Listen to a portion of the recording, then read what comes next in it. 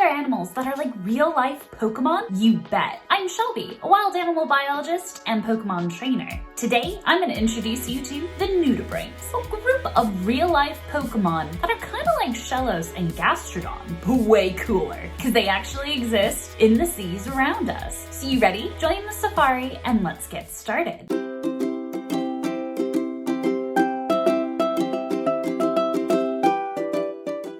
There's actually a Pikachu Nudibranch named after our favorite electric mouse Pokemon. Are Nudibranchs themselves like real-life Pokemon? Oh yeah. While there are so many different ways why these incredible animals are like real-life Pokemon, today we're gonna focus on some food for thought and exploring the phrase, "you are what you eat," a lot more carefully. While there are a few thousand different species of Nudibranchs, it's important to note that they typically do not produce their own chemical defenses. Rather, they borrow them, per se, from their food sources. Watch out, SpongeBob, because sponges are a pretty common choice for dining if you're a Nudibranch, aka a sea slug. And sponges may often have poisonous chemicals within their tissues, which Nudibranchs take to a new level of the term recycling, for they then almost reuse these chemicals within their own bodies to decrease their own palatability and deter from being somebody else's grub. Now, Shellos, the sea slug Pokemon, has a Pokedex entry that reminds me of our real-life Pokemon, sea slugs. Now, their appearance does change based on which part of the sea that they are found in, either the West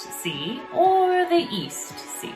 It's believed that the better quality of water, the more vibrant the Shellos. Some Pokedex entries even state that Shellos primarily eat plankton, and that the plankton influences its form, but it has been yet to be proven in the Pokemon world. Which is ironic, because in our world, our real-life Pokemon of Nudibranchs, it actually is proven. In a weird way, because Nudibranchs spend much of the time actually on the very animals that they eat. Again, those brightly colored sponges, but also anemones. They then usually incorporate the color of the thing they're feeding on to help them stay camouflaged when they're feeding. They certainly ain't quick eaters, that's for sure. Now, some Nudibranchs take it to the next step with their dietary preferences. They'll feed on cnidarians like jellyfish and ingest the stinging cells, or pneumatocysts, and actually incorporate them into their own serrata. You know, those finger-like structures that they have? Yeah. This means that they can actually sting would-be predators. It's like its own little mega evolution of sorts. Or maybe even a Z move? Either way, it totally seems like Shellos and Gastrodon are influenced by our real-life Pokemon of Nudibranchs. The Pokemon Gastrodon also happens to be the Pokemon of a beloved champion, Cynthia. And ironically, Cynthia reminds me of one of my favorite champions, my middle sister, Lindsay, to whom this video is dedicated because she helped me raise 400 pounds for the World Wildlife Fund as I ran 50 kilometers during the Thames Path Challenge to raise money for this charity, which does incredible work for our real-life Pokemon. And yes, Lindsay, I just compared you to the amazing Cynthia. That's right.